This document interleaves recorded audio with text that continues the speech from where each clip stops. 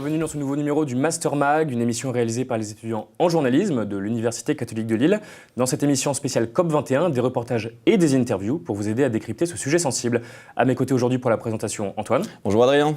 Alors Antoine, est-ce que vous pouvez nous en dire un peu plus ? Alors oui, cette édition du Master Mag sera consacrée à l'après COP21. L'accord historique signé à l'unanimité par les 195 pays le 12 décembre 2015 aura certes donné un regain d'espoir, mais il aura également beaucoup déçu parce que celui-ci n'est pas contraignant. Alors l'accord n'est en effet pas contraignant, mais des objectifs ont tout de même été définis.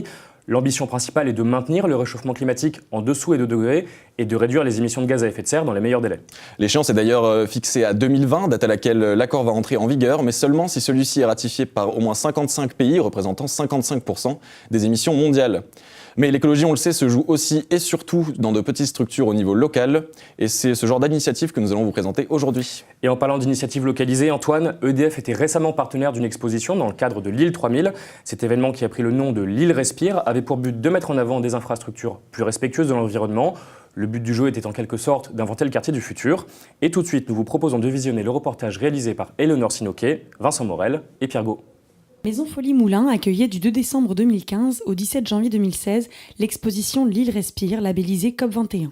Pour la 7e édition du concours bas carbone, 4 équipes se sont affrontées sur la thématique de la transformation durable de la ville, en la projetant pour la première fois à l'échelle d'un quartier existant à échéance 2050. Mais rien ne vous choque ? Eh bien oui, c'est EDF, l'un des plus gros pollueurs du monde, qui l'organise. On est donc allé à la rencontre de Stéphane Julet pour savoir la réelle implication d'EDF dans ce projet. Mais donc EDF à la fois crée les conditions matérielles et financières pour que les architectes aient les moyens de s'investir dans cette réflexion.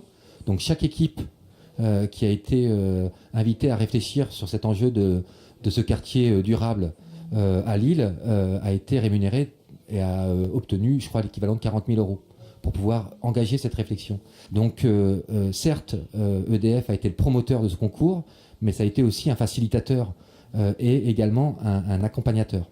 Vous ne trouvez pas que c'est un peu paradoxal de la part d'EDF ? Alors c'est inévitablement paradoxal si on réduit le travail d'EDF à la production d'énergie, on va dire, générée par nos centrales nucléaires. Donc en tant qu'acteur urbain, je pense que EDF a tout intérêt tout simplement à lancer des réflexions qu'on appelle prospectives sur la manière d'habiter demain, et derrière ça, sur la manière de produire de l'électricité pour justement être plus responsable et plus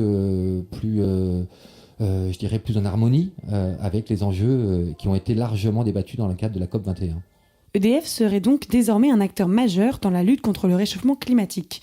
Mais Charlotte Mijon, porte-parole de l'association Sortir du nucléaire, a un avis bien différent. On a peut-être quelques initiatives intéressantes et écologiques sur le fond, mais qui cachent une entreprise qui fonctionne donc quand même en produisant des déchets ingérables, qui fonctionne donc qui est basée sur l'utilisation de l'uranium, pour lequel donc ça nécessite une industrie extractive qui est extrêmement polluante, que ce soit en termes de rejet de CO2, en termes de pollution de l'environnement.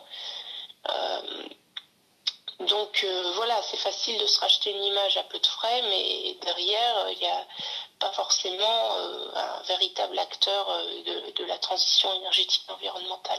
Mais ce qui est certain, c'est que c'est finalement un micro-investissement par rapport au budget d'EDF pour donner une image donc moderne, engagée dans la transition, d'un acteur qui finalement freine des 4 fers pour le développement des énergies renouvelables. Mais qu'en pensent les premiers concernés, les Lillois ? Je trouve ça paradoxal effectivement que ce soit EDF qui organise ce genre de concours, et j'ai du mal à comprendre. Mais à la fois paradoxal et à la fois intéressant, parce que ce serait pas mal qu'ils s'y mettent un petit peu. De toute façon, on ne pourra pas supprimer l'usage du nucléaire et de l'électricité d'un seul coup. Donc ça, il ne faut pas rêver, il faut être réaliste. Par contre, qu'EDF s'implique sur la ville future, etc., ça me paraît intéressant, et c'est une utilisation quand même logique des financements qu'ils tirent de leur activité économique. Donc moi, j'y vois pas de contradiction et je vois pas d'intérêt de diaboliser non plus une grande société comme EDF. Les visiteurs de l'exposition sont partagés quant à la participation de la firme française dans ce projet, mais tous sont d'accord pour dire qu'il est temps qu'EDF se mette au vert. Bonjour Vincent, merci de nous avoir rejoints sur le plateau. Bonjour à vous. En voyant ce reportage, on a envie de savoir quel est le projet qui a gagné ce concours organisé par EDF et est-ce qu'il va être mis en œuvre? Alors sur les 4 projets qui ont été sélectionnés à la fin du programme, c'est le deuxième groupe qui l'a remporté. Il s'appelle Fabrique de la Renaissance et il y avait une vingtaine de participants en tout, des chercheurs et des architectes bien sûr. Il s'est distingué des autres parce qu'il avait fait des travaux sur les systèmes des flux de transport, les flux de connaissances, de matières premières et d'énergie. Alors, il est très louable ce projet, mais est-ce que ce ne serait pas finalement, comme on le voit un peu dans le reportage, un coup marketing de façade pour se racheter une image, ce qu'on appelle du greenwashing dans le milieu? Nous, c'est ce qu'on a voulu montrer dans notre reportage, c'est qu'au final, EDF aimerait se donner une conscience écologique, mais c'est pas le cas. Charlotte Mijon l'avait montré dans notre reportage et elle l'a aussi montré dans les médias il y a un mois, où elle avait porté plainte contre EDF justement pour publicité mensongère. EDF avait été épinglée par le jury de la déontologie de la publicité parce qu'elle avait marqué que 98% de la production électrique fournie en France était sans CO2 et c'était un chiffre qui était démesurément élevé. Merci Vincent d'être venu aujourd'hui sur ce plateau pour approfondir un peu le sujet que nous suivrons avec attention. Mais n'oublions pas qu'il y a aussi des écoles qui se préoccupent de l'environnement et qui en font même leur cheval de bataille. Julie, Clara et Laura vous font découvrir les initiatives visionnaires d'un campus pas comme les autres. Tous en jet privé, allons sauver la planète, secourir les bébés phoques, refroidir le réchauffement climatique. Tous ensemble, nous, présidents du monde, nous allons aider la planète bleue. La COP21, c'est des initiatives pour le futur, mais depuis quelque temps, certains sont déjà acteurs du développement durable. Comme par exemple à l'ISA, l'école de l'agriculture, de l'agroalimentaire, l'environnement et du paysage à Lille. Nous y avons rencontré Franck Chauvin, responsable du pôle environnement et aménagement de l'ISA. Il nous explique les actions mises en place au sein de l'école. Sur la partie environnementale, on essaye de former et aussi d'améliorer nos pratiques. Et puis on essaie d'améliorer aussi nos pratiques en tant qu'établissement. L'ISA, c'est 10 000 m², 1200 usagers, 1000 tonnes de CO2 mises par an, etc. Donc on a aussi un beau terrain de jeu à optimiser. On est une des rares écoles françaises à être certifiée sur un référentiel qui s'appelle l'ISO 14001, qui est une norme internationale. C'était en 2011, donc il y a presque 5 ans maintenant, pour nous engager dans cette dynamique d'amélioration continue, pour faire plus d'activités avec moins d'énergie, moins de déchets, moins de déplacements, etc. Et la mobilité, les déplacements sont effectivement un des impacts forts de l'ISA et on essaie aussi de les prendre en compte pour améliorer ces pratiques de déplacement, pour qu'ils soient moins émetteurs de gaz à effet de serre. En région Nord-Pas-de-Calais, il y a un programme régional qui s'appelle la TRI, Troisième Révolution Industrielle, REV 3 maintenant, qui est en fait l'application régionale d'une théorie d'un économiste américain qui s'appelle Jeremy Rifkin, qui en fait engage le territoire sur une transition sociétale et énergétique. Donc sur la Cato, on a décliné un programme local qui s'appelle Life3, comme l'île Vauban en transition énergétique et écologique, et sur lequel on a des bâtiments démonstrateurs. Et concrètement pour l'ISA, ça va consister normalement à mettre en place des systèmes de production d'énergie renouvelable, donc sans doute via du photovoltaïque, peut-être du micro-éolien sur toiture, peut-être des dalles sur lesquelles on récupère l'énergie par la marche des étudiants. Ça passera aussi peut-être par une ferme verticale urbaine qui pourrait être sur le bâtiment, donc pour remettre de la nature en ville et tout ça dans une dimension d'économie d'énergie, de gestion des déchets, etc. Donc ça, c'est des bâtiments démonstrateurs. Après, sur d'autres bâtiments de la Cato, ça va être d'autres thématiques, mais notamment toutes liées à l'énergie. Produire et moins consommer d'énergie, en produire, et se la répartir, se la partager. On peut imaginer que d'ici 1 an, il y ait des premières réalisations qui puissent voir le jour sur ces aspects-là de mise en place. L'écologie, c'est un sacré défi pour les générations actuelles et futures, parce que on est un peu au bout du système, on exploite trop de ressources, trop d'énergie, etc. Donc il y a vraiment à le vivre comme un challenge pour vivre ça comme une opportunité de mutation et de création d'emplois, de création d'activités, de création de bien-être aussi. Donc je pense que c'est un sacré défi de nos sociétés. Un challenge pour le futur, donc. Pour l'instant, au stade d'esquisse, les projets commencent à se définir et devraient pouvoir être mis en place d'ici quelques années. Il faut garder à l'esprit que les progrès technologiques continueront encore et serviront sans aucun doute ce combat environnemental. Bonjour Julie, merci d'être avec nous. Bonjour Antoine, bonjour. Est-ce que vous pouvez nous parler plus en détail des projets qui sont réalisés au sein de l'école et de ceux qui sont en cours de développement ? Alors il y en a qui ont été mis en place donc, de manière quotidienne, on va dire. Donc ça va être plus des projets de prévention. Donc, qui se traduisent par les bennes qu'on a pu voir pendant le reportage, donc, qui incitent au recyclage, des messages de prévention dans les couloirs, dans les WC, etc. Et aussi par du relamping notamment. Du relamping. Exactement, ce sont les lampes en fait ont été remplacées par des lampes à basse consommation d'énergie tout simplement. Et il y a également des bâtiments démonstrateurs qui sont... il y a HEI, ISA et ICAM aussi qui en détiennent. D'accord. Voilà. Mais alors du coup, l'implication des étudiants dans ce projet, elle se fait comment ? Tout simplement par les bâtiments démonstrateurs notamment. Donc ça leur sert de lieu de recherche Également, l'Acato en fait, essaie de former de plus en plus ses étudiants justement à cette transition énergétique qu'on va devoir faire dans le futur. Et donc ça leur permet de se former et de participer avec les enseignants-chercheurs à la recherche sur l'énergie renouvelable. Merci. Voilà. Julie, d'être venue nous présenter cette école. Je vous en prie. À bientôt. Et maintenant, Julie Cavuet et Valentine Leroy ont rencontré Elise Peters, ambassadrice d'une marque bio qui fonde ses espoirs sur l'aloe vera. On regarde. J'ai toujours été très curieuse et dans ma famille, on a toujours été très sensibilisés à tout ce qui était faire attention à ce qu'on mange, à la qualité des aliments, de manger plutôt local, de saison et bio. Surtout, et puis surtout, on voit la différence quand on mange des aliments qui sont bio. Je suis notamment maintenant partenaire d'une société qui est leader dans la production mondiale d'aloe vera. Et en gros, j'ai un statut de VDI et les produits sont des produits donc bio. Et c'est important pour moi en fait de consommer vraiment des produits de qualité. Et je connais cette marque maintenant depuis 2 ans, j'en suis fan.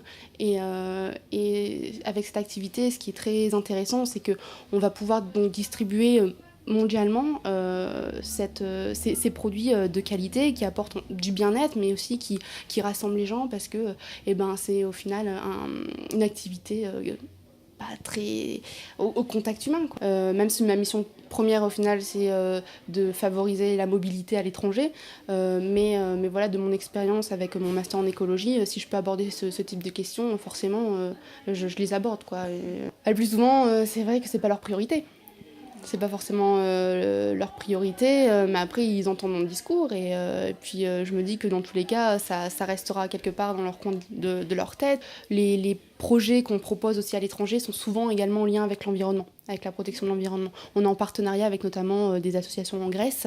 On envoie pas mal de jeunes qui vont participer à des programmes de protection de l'environnement. Donc si c'est des programmes courts, ça va être par exemple le nettoyage de plage ou le soin des tortues de mer, ce genre de choses. Voilà, donc dans 10 ans, je ne sais pas si je serai en France, mais en tout cas, je pense rester dans ces activités-là. Ça finit quand ? Bonjour Julie, merci d'être avec nous. Est-ce que vous pouvez nous parler du statut de VDI ? Alors, le statut VDI, c'est un statut juridique qui a été créé pour les vendeurs à domicile. Donc, en fait, ce sont des personnes qui signent des contrats avec des entreprises c'est un contrat de distribution de services ou de produits. Donc, ces personnes vont en fait vendre des produits, que ce soit de beauté, de nutrition, tels qu'ils soient, à domicile. L'avantage, c'est qu'ils sont leurs propres patrons. Donc, en fait, ils gèrent eux-mêmes leur emploi du temps. Mais voilà, le problème, c'est que justement, s'ils ne vendent pas, ils n'ont pas de rémunération. Alors, on aimerait évoquer peut-être un aspect qui est moins présent dans le reportage. Elle dit qu'elle a beaucoup voyagé. Alors, quelles sont les grandes différences qu'elle a pu constater en termes d'écologie entre la France et les pays qu'elle a visités ? Alors, par exemple, quand elle est partie en Angleterre, c'était il n'y a pas si longtemps, elle a vu qu'en fait, en Angleterre, ils étaient beaucoup moins marqués par toutes les questions écologiques. Ce qu'elle m'a dit, c'est qu'eux, ils sont vraiment sur tout ce qui est la bonne bouffe, même la malbouffe. Et en fait, ils ne sont pas vraiment préoccupés par les questions écologiques. À l'inverse, en Écosse, eux, ils sont vraiment très pointilleux là-dessus. Tout ce qui est écologie, biologique, etc. C'est vraiment très important pour eux, en fait. Voilà. D'accord. Et en France, justement, elle avait vu que maintenant, les comportements tendaient à changer et on était beaucoup plus préoccupés aujourd'hui qu'avant sur tout ce qui était écologie. Pardon. Merci Julie pour toutes ces précisions. De rien. Nous allons maintenant découvrir une entreprise qui produit des légumes issus de l'agriculture biologique et qui veut réduire les intermédiaires entre le producteur et le consommateur. Un reportage réalisé par Louis Leroy. On se veut les pieds dans la terre parce que l'agronomie, la vie du sol, la diversité, l'alimentation, ça nous passionne. Et on porte nos produits jusqu'au consommateur. C'est une question rigolote parce qu'on peut y répondre de plusieurs fois. Il y en a une plus technique. Il y a une chimique d'un côté et une organique de l'autre. Voilà, c'est une différenciation chimique, moléculaire, simple. Voilà. Il y en a une plus environnementale. Il y a celle qui se fout de l'environnement et qui pense qu'il y aura une solution technique à tous les problèmes de toute façon. Donc ça sert à rien de se poser les questions, on se les posera au fur et à mesure, on ne va pas anticiper. Et puis l'autre qui est sur la prévention, la biodiversité, la protection des eaux, des ressources en eau potable. Mais concrètement, nous, on le fait depuis 30 ans, ça marche pas si mal que ça. Ça marche mieux maintenant qu'il y a 30 ans, effectivement, pour suivre la réponse aussi. Et donc, le problème est identifié et il y a un certain nombre de solutions, dont l'agriculture biologique et le commerce de proximité fait partie, qui sont déjà en œuvre, qui sont concrètes, sur lesquelles il n'y a plus qu'à aller, quoi. Et c'est ça qui est intéressant. Le prix de revient en bio, lui, est plus cher qu'en conventionnel. Pour 2 raisons. On produit moins, on économise des intrants, mais on consomme beaucoup plus de main-d'œuvre qui coûte cher, qui a un coût, et voilà. Donc oui, un produit bio est en moyenne 25% plus cher sorti d'une ferme. Là où on s'en sort, c'est qu'on est en direct, ou avec un intermédiaire, c'est-à-dire qu'on travaille avec nos produits à nous, ou les produits des copains de la région, ou les produits de la coopérative régionale, ou les produits d'une coopérative nationale qui travaille en direct avec des coopératives. Voilà. Donc on a relativement peu d'intermédiaires, on est sur des circuits assez courts. Donc on économise finalement de la marge. Nous-mêmes, on n'est pas gourmand, on a une politique de marge, il faut qu'on équilibre, qu'on se paye convenablement, mais on n'a pas des ambitions de salaire démesurées. Ce qui fait que concrètement, on arrive à des prix qui bien souvent sont totalement comparables à ce qu'on peut trouver dans la moyenne de l'environnement. On a galéré effectivement 10 ans, il y a eu 10 ans difficiles pour trouver dans ce milieu populaire finalement notre clientèle. Qu'on a trouvé par la qualité du produit, la fraîcheur, le goût des produits. Je ne sais plus où on en est exactement en France. On frôle les 3% de la surface agricole utile. C'est là. Bonjour Louis, merci d'être avec nous. Bonjour. Alors déjà, quelle est la différence entre l'agriculture biologique et l'agriculture traditionnelle ? Alors, comme c'est dit dans le reportage, il y a une différence environnementale et une différence de molécules, mais il y a aussi une différence un peu... Au niveau, l'agriculture biologique est une agriculture beaucoup plus familiale que l'agriculture traditionnelle, qui est beaucoup plus facile à transmettre de père en fils, par exemple. Et il y a aussi une différence qui est politique et militante, parce que d'un côté, on a une agriculture qui est beaucoup plus paysanne et citoyenne, et avec une forte dimension d'engagement, et de l'autre, on a un peu le libéralisme économique qui s'exprime. Donc c'est aussi une différence politique. Alors on voit que c'est censé traverser un peu toutes les strates de la société.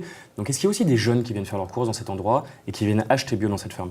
Oui, il y en a. Essentiellement le dimanche à Oisem, même si c'est loin d'être la majorité de la clientèle, parce que quand j'ai été moi tourner le samedi, il y avait pas mal de familles. Et Benoît Canis, donc le gérant, m'a dit que les jeunes venaient surtout le dimanche, mais il ne faut pas se leurrer, ça reste quand même minoritaire dans leur clientèle. Merci Louis d'être venu nous présenter cet exemple d'agriculture engagée. Et quand on parle d'agriculture, on pense bien sûr à la ferme et aux grands espaces qui vont avec, mais ce n'est pas toujours le cas. Le reportage qui suit nous emmène bien dans une ferme, mais une ferme au cœur de la ville. Un reportage signé Camille Roland, Victor Bastard et Camille Uriot. Un petit bout de campagne au cœur de la ville de Lille. Bienvenue à la ferme pédagogique Marcel Denain, située à Collier, qui vous propose d'aller à la rencontre des animaux et des plantes de la ferme. Créée en 1981, la ferme est en pleine expansion. Depuis la rénovation 2013, le nombre de visiteurs a progressé de 15 000 à 50 000. Elle propose de nombreuses animations pour petits et grands dans un souci de sensibilisation. Timothée Chevaux, soigneur à la ferme, nous parle des différentes activités proposées. Alors, comme son nom l'indique, c'est une ferme pédagogique. Donc principalement axé sur la pédagogie, et c'est pas forcément la pédagogie que pour les enfants, mais il y a aussi depuis peu une part d'éducation pour les adultes. Il y a le prêt de poules qu'on fait, donc ça c'est une opération qu'on fait depuis 2 ans maintenant, où les gens qui le souhaitent peuvent prendre 2 poules en pension chez eux pendant une durée de 6 mois maximum, et si au bout de 6 mois ça leur plaît, ils peuvent les garder. Cette opération atypique permet de réduire 150 kg de déchets par an et récolter chaque jour des œufs frais. À la ferme se côtoient des animaux de tout poil.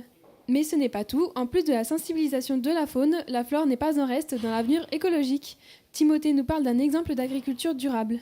Alors, la permaculture, c'est une philosophie de jardin qui consiste à travailler avec la nature et non pas contre. Et en utilisant différentes techniques comme ne jamais travailler le sol, garder toujours un sol couvert, associer les végétaux entre eux, les végétaux bénéfiques, Et tout ça pour créer un écosystème qui serait de même dans la nature en fait. Je vois qu'il y a beaucoup d'initiatives qui sont en marche. On est en contact avec pas mal d'associations qui vraiment se bougent. La promotion de l'agriculture urbaine, c'est très important et ça va être une des principales ressources dans le futur. L'avenir est donc prometteur pour la ferme qui viendra même s'agrandir de 4 hectares d'ici la fin de l'année. Ouvert toute la semaine, vous pourrez venir vous régaler des facéties, des piquettes et cochons avec vos enfants. Bonjour Camille, merci d'être avec nous. Alors vous avez pris quand même des risques sur ce reportage en allant au cœur du danger parmi les bêtes sauvages. Vous allez faire un pré de poule ou pas, comme il le propose? Non, c'est vrai que j'ai pas de jardin, donc mettre des poules sur mon balcon, ça va être compliqué. Je pense oui. Plus sérieusement, alors est-ce que c'est un projet qui est soutenu par la mairie de Lille? Oui, effectivement, la ferme reçoit des subventions de la mairie. Et c'est vrai que Martine Aubry elle-même s'est montrée très enthousiaste face à ce projet. On a d'ailleurs rencontré le directeur de la ferme qui nous disait qu'ils avaient reçu Martine Aubry à la ferme. Et ils parlaient de comment agrandir la ferme dans les mois à venir. Et Martine Aubry pensait l'agrandir donc derrière, et eux, ils pensaient plutôt l'agrandir sur le côté. Et finalement, elle a dit, on va agrandir des deux côtés, comme ça tout le monde sera content. Donc on voit qu'effectivement, c'est un projet qui a du succès. Et est-ce qu'on peut acheter justement des produits issus de cette ferme en fait? Alors en acheter, non, mais par contre il y a des produits qui sont mis à disposition, notamment des plantes aromatiques toute l'année. Si vous baladez le long de la ferme, vous pouvez vous servir de plantes aromatiques qui sont accrochées le long de petits poteaux de couleur. Donc, voilà. Et aussi suivant les saisons, il y a par exemple des pommes qui sont mises à disposition et le directeur de la ferme nous racontait justement une petite anecdote par rapport aux pommes. Ils avaient mis un cajot à l'entrée avec inscrit dessus « Servez-vous » et une femme est arrivée et avait emmené le cajot tout simplement. Donc désormais ils ont changé, ils ont mis « Servez-vous » mais laissez-en pour les autres. Voilà. Elle s'est pas gênée, ouais. Bon, merci Camille de nous avoir rappelé que la nature est souvent moins loin qu'on le pense. Merci. Et nous arrivons maintenant au dernier reportage de ce Master Mag et il va vous donner l'eau à la bouche puisque vous allez découvrir une épicerie bio et éco-responsable. Un sujet signé Marine Kijek, Gaspard Dalle et Florian Lambert. On est actuellement rue Gambetta à Lille, derrière moi le marché, mais c'est pas ce qui nous intéresse puisqu'on va aller voir une petite épicerie en vrac qui s'appelle Day by Day avec Alice Bigorn, la responsable du magasin. Vous allez voir, c'est un petit peu spécial, suivez-moi.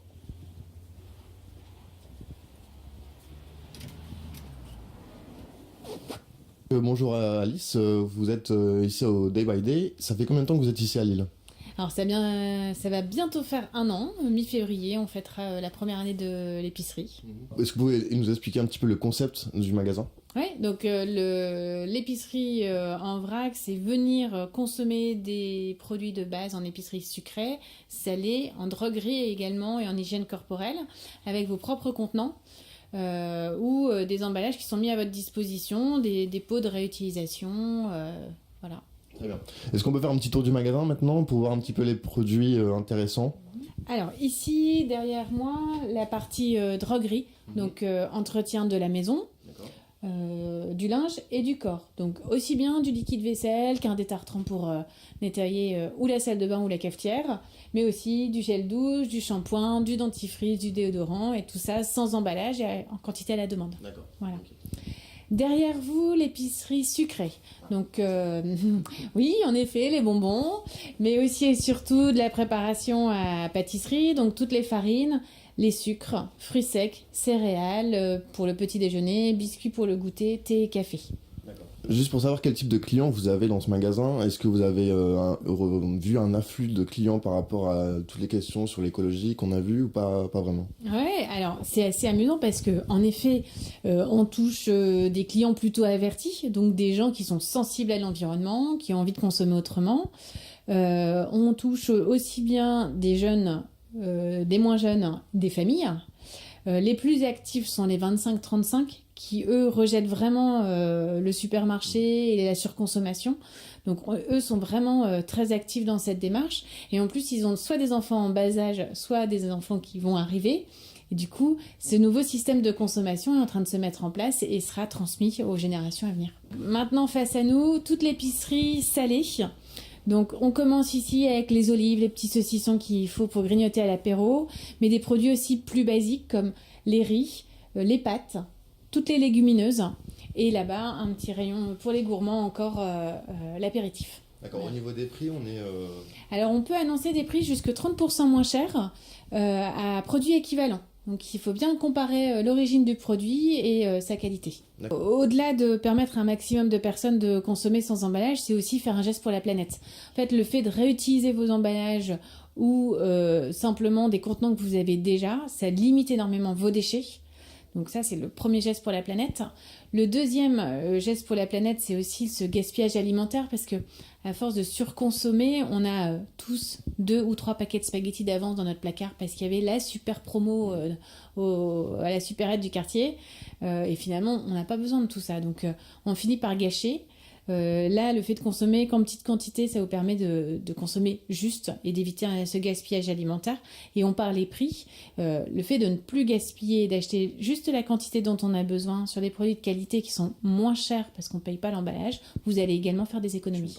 Et voilà, c'est la fin de notre petite visite ici au Day by Day rue Gambetta à Lille. On espère que ça vous a plu. C'est un beau petit geste pour l'humanité et en plus, ça responsabilise tout le monde.